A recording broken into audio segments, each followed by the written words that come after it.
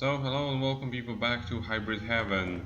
We are treading through the chapter which leads to the worst boss in the game. Is that why this episode is so long? Well, no, there is still gonna be one more episode before we reach to that boss, but when we get to that boss, it's gonna be actually very short because I cut out all of the deaths for your convenience, because while I had to suffer through that like 15 times, I wouldn't really want to make anybody else do that same thing. I saw you there, and I am expecting that there is another one right over there that's going to zap me from behind the exactly like that. Fuck you.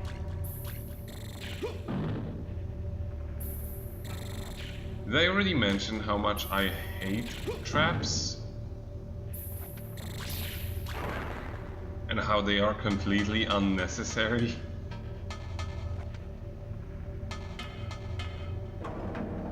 I just realized I was muted. I was about to say, that's very close-minded of you, Nico. And here we have another one of the shredders. Remember this enemy which seemed like it was a gimmick for like a mini boss or something? No, they are pretty much random encounters now. Thankfully, once you realize that your character automatically like aims their body towards them no matter where they are. Once you let go of the control stick, it actually becomes kind of easy figuring out where they actually are, since they usually will just aim straight for you. It would have been infuriating if they had like a really complex AI that just walks around the entire area screwing with you constantly. If it acted like the cleaning robot, except it teleported. Yes, if it acted like the Roomba AI from that one boss fight. That would be the most dickish enemy. Invisible and also walks around in a completely random pattern, utterly ignoring your existence the whole time. I mean, you would still be able to track where he is because your character always aims towards the enemy. Even like for the slightest adjustments to left and right, they still follow them.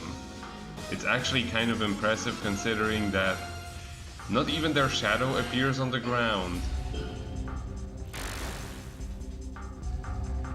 And running around is always an option because, just as all animations, the animation cycle always makes like one more after the active pause is, after the interruption pause for making a move is disengaged. Right. Oh, and now because our right arm is disabled, we have to kick. Rolling kick. Yes, that's what it said. I also believe that if you it is possible to actually injure your arm if you just keep using it over and over. I think I had that happen during this playthrough, but it's also entirely possible that one of the enemies has one of the enemies has actually attacked me. Yeah, this is fun, you know. Have this many traps in one room. Both of them appear right as you enter without giving you a chance to react.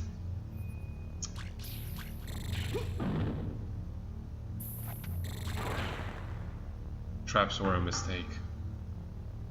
Damn. Rip. Life Charger Mini. Was a mistake. Flame Shot SP. We're not gonna use it until the final boss. Just as with most of these items. Imagine if every time you used like a shot item, like a replica of that gun, like just appeared next to you and like you could fire it, like with your mind. That would be way too anime for this game. But no, the animation for using a gun is just it's pretty much the same as when you shoot in the overworld. You know, your diffuser, your puny diffuser. Except that when you're doing it in battle, it actually looks kind of cool and does cool things, unlike the diffuser.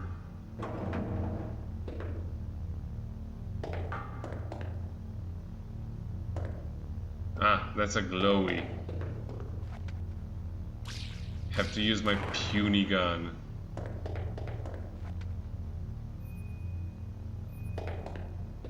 Whatever that did.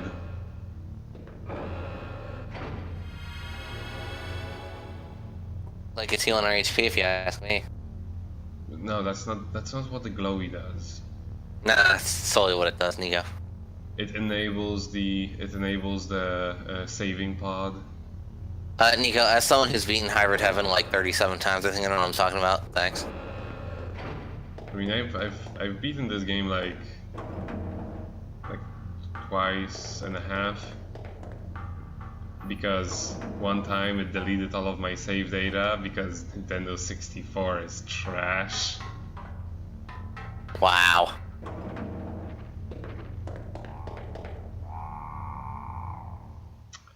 What would this thing be? It's like a dinosaur, but it also has fins, and it has It's like a orca weird face. fusion of like a lizard man and like the xenomorph.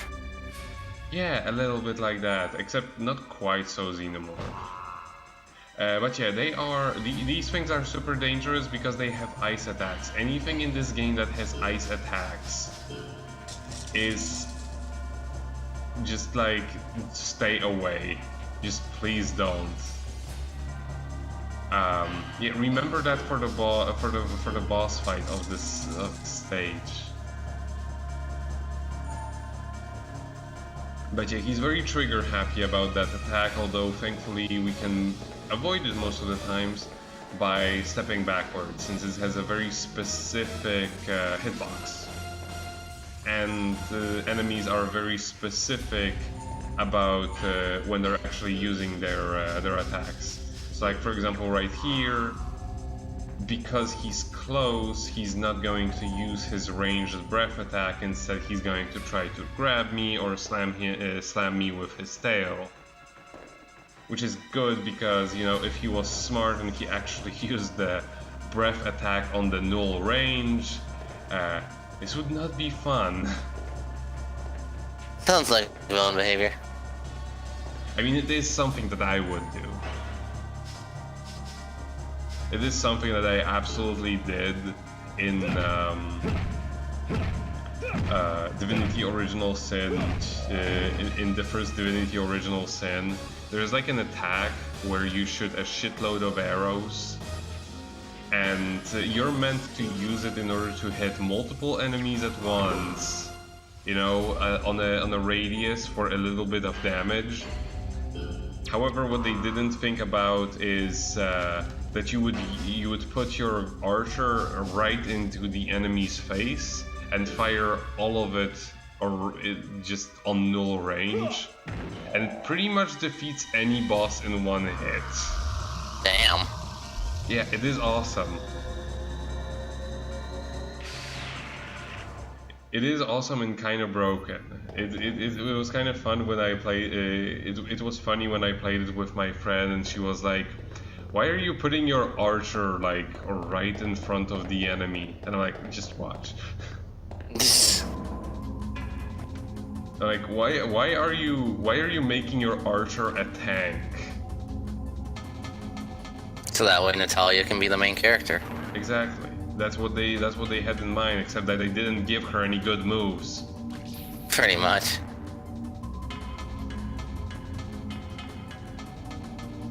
But yeah, this place is a hell of a lot cleaner than most of the rest of the station.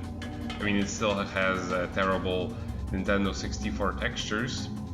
And yet it has no cleaning robots. What the hell? Thankfully, all of the Roombas have probably exploded. But yeah, the overall aesthetic of this place, a lot more like.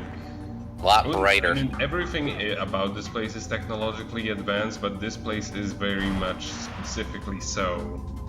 Like, you know, cages for subjects. It's actually, like, you know, clean here,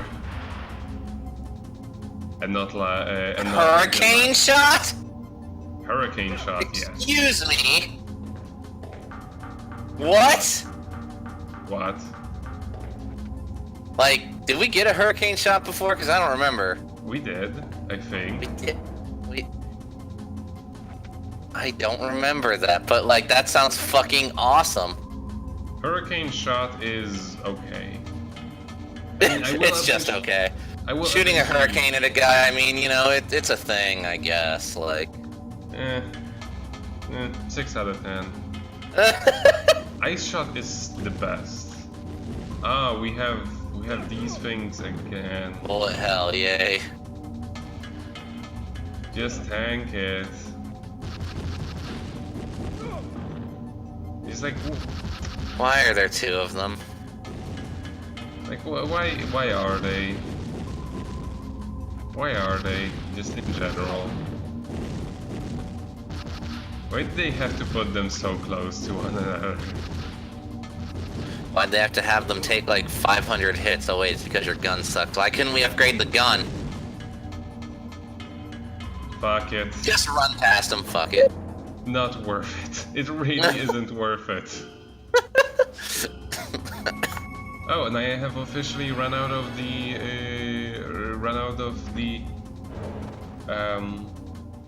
Now we're fighting Demon Horse again. We haven't seen him in a while. Yeah, the Horseman. When do we fight a 3-faced man walking on the ceiling with a gun? Not in this game. Ah, bullshit. He'd fit right into this fucking game.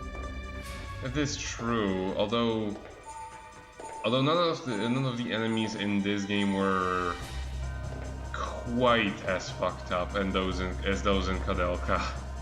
Right. I mean, hell, you had like a gigantic fly larvae with fetuses for eyes. Yeah. Kadelka was special. Where's my Kadelka and Hybrid Heaven crossover? Needs to happen. It's like mostly... it's like Kadelka but with wrestling. Edward can suplex people now. I mean, Shadow And give Hearts them 2 brain does damage. I mean, Shadow Hearts 2 does have a wrestler in it. Right? He's a vampire. He's also gay. Which is actually, I think, one of the first instances where in a game there is a character who just outright says that. I mean, what year was that? Like 2004. Then yeah, I can't think of anything earlier. Yeah, not really. No, I mean there were some instances where it was incredibly obvious or very like heavily hinted at. Like Brad in Wild Arms 2. Exactly. But there wasn't there wasn't a straight up just anybody just straight up saying that. Now we're fighting Booger Man. Yes. I also love how. Or given the game my friend Ryo streamed recently, Shactus, we could be fighting him too. Oh yeah. But no, what I was gonna say, I remember one comment somebody made about Shadow Hearts 2, about how there was an ambiguously gay vampire wrestler, and somebody replied to it, there was nothing ambiguous about him. Not at all. And just make it small step. Like, this step is so worthless.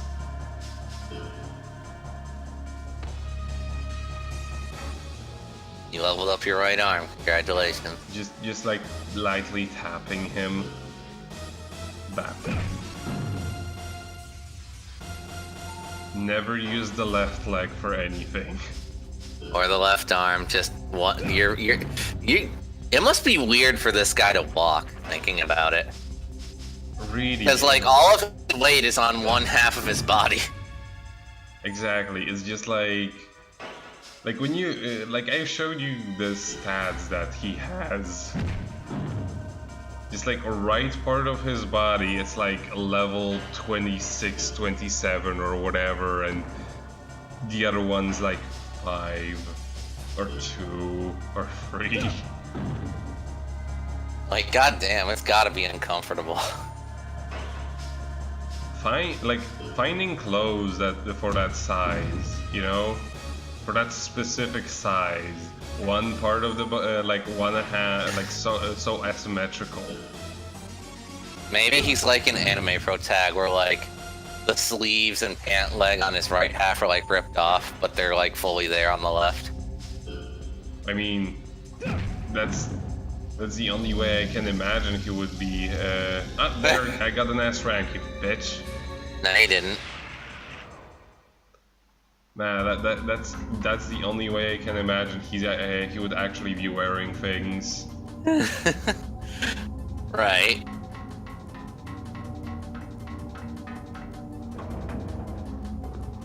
And I mean, he would also be showing off, which, you know, it's part of the idea.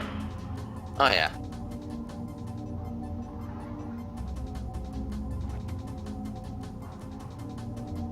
Oh, don't worry about the sound. It's just rain. It's raining here. I'm sure. Yeah.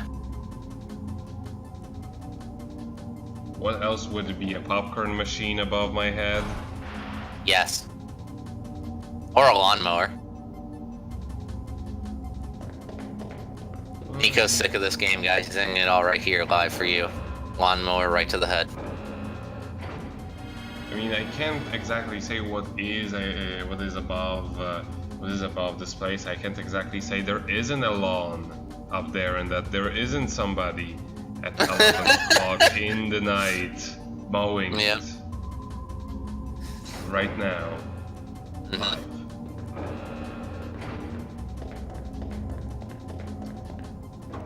But yeah, just this gigantic room, no enemies, just bullshit. Because we needed more of these. At least there's only one of them. Yeah, why was this reasonable now? Let me just reach through these lasers. Okay. No, it's actually just it's not lasers, it's more of a wall. Like when you, I mean, obviously it's a limitation of the graphics at the time, but they never really look like lasers. It's very much obviously a wall. They could have made it to look like lasers if they really wanted. Like, you know, they will always be as thick from any side you looked at them, you know. Yeah.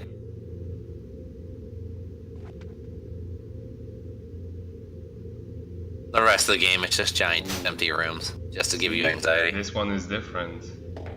Something escaped. It was Diaz. Nah.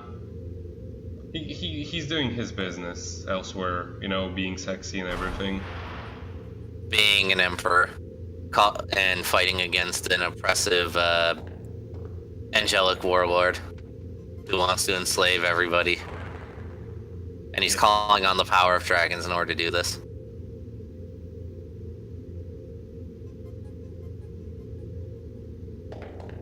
Totally. Same character. Completely. But nothing attacked us there. But now that we have disabled that thing, the barrier behind that thing is gone, and I think I kind of missed it. This place gets confusing because they reuse the exact, like, very similar rooms several times over. They do try to give a little bit of a difference to each and every one of them. Like, you know, the one container is open, one container is broken, one room has 2 exits, the other one doesn't. There we go. Although you still kind of run, or like they add more, like a stain on a wall in some places, but still it kind of gets confusing. But that's also part of the aesthetic they're going for in this particular location. Labs are never particularly meant to be, like, you know, aesthetically pleasing to look at. Yeah, just functional. Just functional. Just like, if this room works, we'll make 10 more of these, and you know, that makes sense for labs.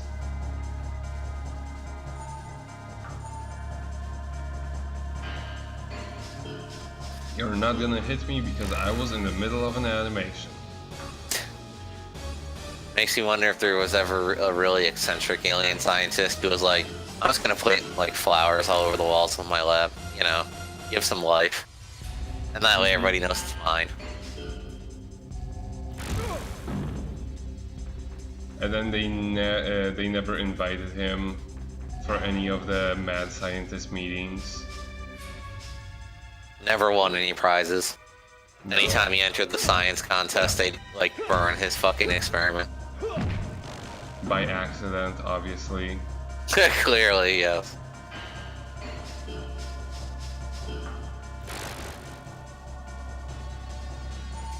But yeah, nothing really more to Shredder. When does he drink the ooze and become Super Shredder?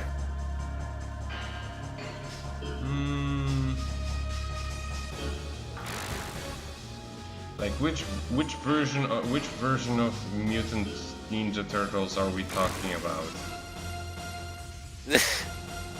All of them. There's too many. I'm honestly only familiar with the 2003 series. You should watch the 90s movie. You can find it on YouTube. It's very good. Okay. I'm also familiar with the live-action series. Oh god, Next Mutation. Fuck that shit. Like, as far as like shows that implemented animatronics go, that one was actually surprisingly well done. I mean, it was fucking weird, but the animatronic part of it was really well put together when you look at it.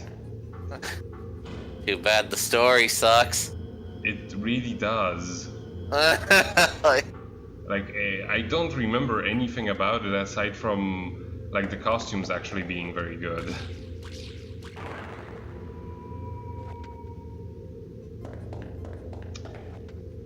Yes, remember, like, I wish they didn't, they put those buttons, and they often just change colors, and it kind of gets confusing which one you have actually disabled just now, you know? yeah.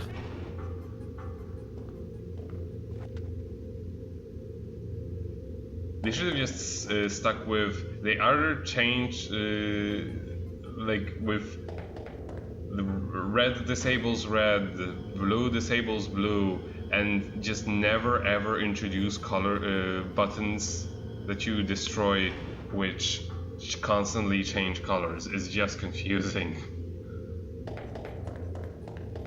Color association is a thing people are taught for a reason. I mean, okay, I will admit those do actually stay. Like we just disabled yellow. Yellow wall has been disabled, you know, above. But there also exist buttons in this game which just constantly change colors, and then you don't know what they are actually supposed to do. And then when you actually go to a section where colors of the buttons correlate with specific walls, then you're confused because you're never taught that that is something you should be paying attention to, because they pulsate regardless of what. It's the whatever button. It's the whatever button. It would just be so. It would just be some bullshit like, oh, it disables the color that you hit it, like the color that it was once you hit it, and we fight another Battletoad. You know, I wish YouTube had a whatever button. Like, that's the thing I always wanted ever since they changed the star system to like and dislike. I wanted a meh button. Like, Yeah. just completely neutral to this video. Just like a free is a complete meh. Like, it's not insulting to me, it's not terrible, but it's just eh. Pretty much. And I do not agree with people who are like, oh, but you only ever chose a 0 star, like a 1 star or 5 stars. No. There is a middle road. Yeah. I also chose 3 when I was dead neutral on something. Yeah, I mean, okay, it is true in, like, general psychology that you are more inclined to choose either one of the extremes, because, you know, it offended you or you really liked it and you want to give an opinion, and you're not always inclined to give an opinion when you don't super care one way or another. So obviously the most opinions they got were either sides of the extreme, so they just narrowed it down to that. I can see it as such. And sadly, Netflix did the same thing. Yeah. However, still, I do think that I very much agree with the fact that we need a middle road.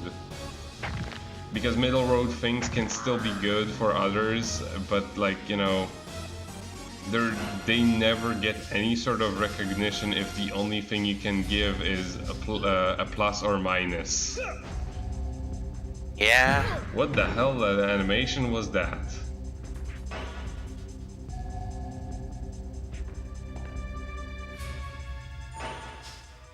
Like, how the hell did he actually get to counter me, you know?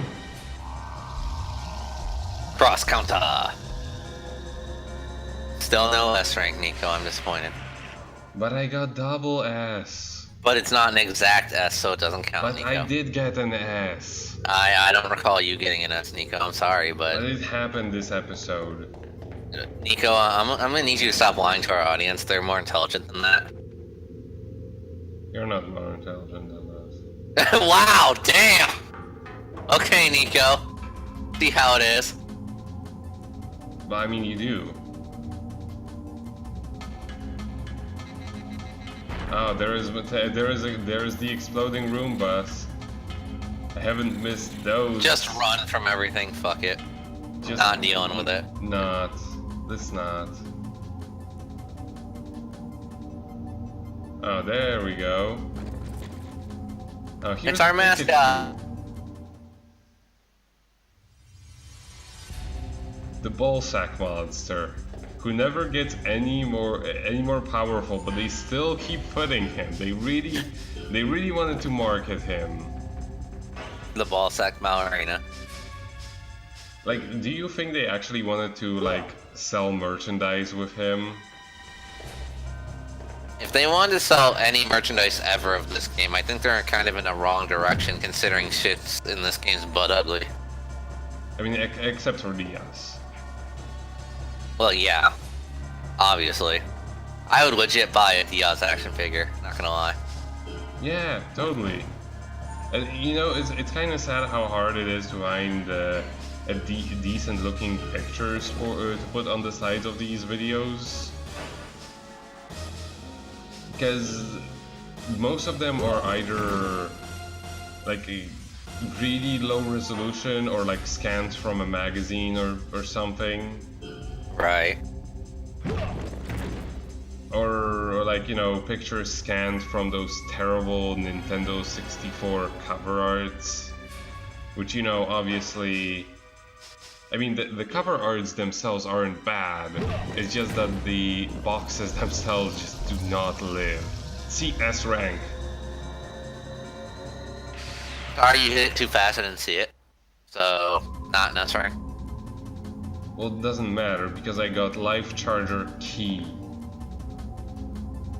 Life Charger crossed. Yes.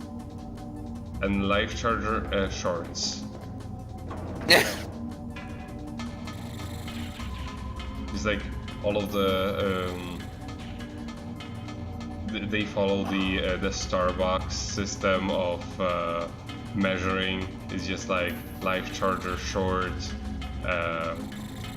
Life Charger Mini, a Life Charger Little. Life Charger unknown. Life Charger's not even there.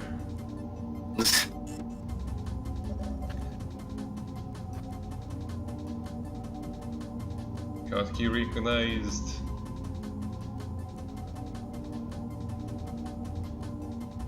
You know, I've said it before in like a few episodes, I know, but like every time we get our card key fucking renewed, I gotta just say, working in this fucking facility must suck. That's just this and every Resident Evil game, you know? Yeah, right.